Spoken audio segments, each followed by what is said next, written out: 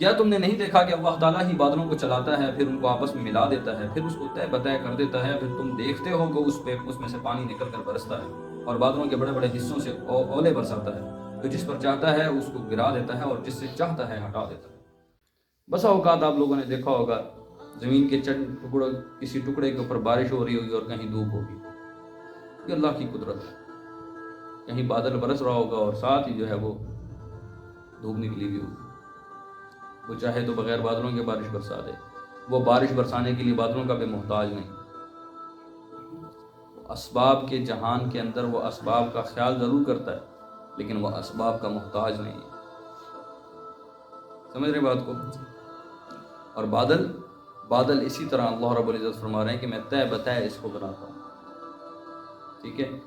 بادلوں کی ایک تہ لگتی ہے، پھر اس کے اوپر دوسری تہ لگتی ہے، پھر تیسری، ہر نیچے سے جانے والی تہ اوپر والی تہ کو اوپر کی طرف دھکیلتی چلی جاتی ہے اور بادلوں کا وزن ہوا کے اوپر بڑھتا چلا جاتا ہے۔ سمجھ رہے ہیں بات کو؟ پھر اسی طرح جب ایک خاص وزن برابر ہو جاتا ہے تو پھر اس کے بعد یہ بادل ہوا کے ساتھ چلتے پھرتے رہتے ہیں، کبھی ادھر کبھی ادھر، جس طرف کی ہوا ہوتی ہے اس طرف وہ چلتے ہیں۔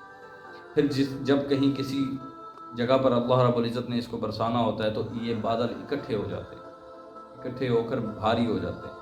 بھاری ہونے کے ساتھ اللہ تعالیٰ اس میں سے بارش کے قطرے برسانا شروع کر دیتا ہے۔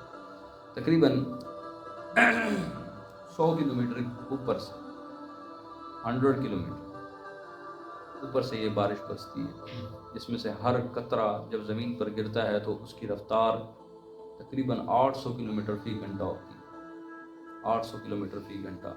اور ایک گولی جو ایک بندوق سے نکلتی ہے اس کی رفتار 1900 کلومیٹر فی گھنٹہ ہوتی ہے۔ تو گولی اور اس کے درمیان صرف فرق یوں سمجھ لیں کہ 800-900 کلومیٹر فی گھنٹہ رفتار کی ڈفرینس رہ جاتا ہے۔ اور اگر اسی رفتار کا یہ قطرہ زمین پر گرے تو یہ یوں سمجھ لیں کہ آسمان سے گولیوں کی برسات شروع ہو جائے، کسی کی چھتیں سلامت نہ ہو، کسی کی سڑک سلامت نہ ہو، کسی گنجے کے سر پہ گرے تو ویسے ہی اس کی سوراخ کر دے، ٹھیک ہے؟ لوگوں کی گاڑیوں کے شیشے سلامت نہ رہیں، کبھی کبھی آسمان سے بڑے بڑے اولے گرتے ہیں، لوگوں کے شیشے ٹوٹ جاتے ہیں، گھروں کی چھتوں میں جو ہے وہ دراڑیں آ جاتی ہیں، سڑکیں ٹوٹ جاتی ہیں، بڑے بڑے اولے سنیں کبھی؟ ہاں، تو وہ بھی اللہ تعالیٰ کا ایک امر ہوتا ہے۔ بے شک اس بات میں سوجھ بوجھ رکھنے والوں کے لیے بڑی عبرت ہے، سوجھ بوجھ رکھنے والوں کے لیے۔ سوجھ بوجھ رکھنے والے لوگوں، سوجھ بوجھ رکھو، سوجھ بوجھ سے کام لو۔ عقل والو، تم لوگوں کو عقل اس لیے دی تھی کہ تم دنیا کے اندر آ کے اپنے رب کو ڈھونڈو، اپنے مقصد کو پہچانو، اپنے پیدا کرنے والے کو ڈھونڈو۔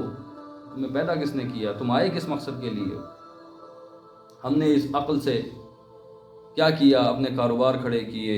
ہم کہتے ہیں جی فلانا بندہ، جی جو بندہ کسی کو دھوکہ دینے میں جتنا ماہر ہوتا ہے ہم کہتے ہیں یار یہ بندہ بڑا شاطر ہے، یہ اپنے کام میں بڑا ماہر ہے، ٹھیک ہے؟ گاہکوں کو بڑا اچھا ڈیل کرتا ہے، اس کی پھر تنخواہ بھی بڑی زبردست لگتی ہے۔ جو جتنی زیادہ مہنگی چیز گاہک کو بیچ پاتا ہے، جتنی زیادہ اچھی طریقے سے دھوکہ دے پاتا ہے، اتنے زیادہ اس کی تنخواہ لگتی ہے، ٹھیک ہے؟ اور دنیا والے بھی ایسے بندے کی قدر کرتے ہیں کہ جو بندہ جتنا شاطر ہوتا ہے، جتنا دوسروں کے دھوکہ دینے میں ماہر ہوتا ہے۔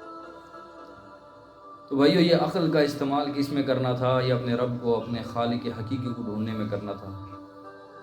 بے شک اس بات میں سوجھ بوجھ رکھنے والوں کے لیے بڑی عبرت ہے۔ اور اللہ تعالیٰ نے ہر چلنے پھرنے والے جانور کو پانی سے پیدا کیا، سو ان میں سے بعض ایسے ہیں جو پیٹ کے بل رینگتے ہیں، ٹھیک ہے، رینگنے والے جانور، اور بعض ایسے ہیں جو 2 پاؤں پر چلتے ہیں، اور کچھ ان میں سے ایسے ہیں جو 4 پاؤں پہ چلتے ہیں۔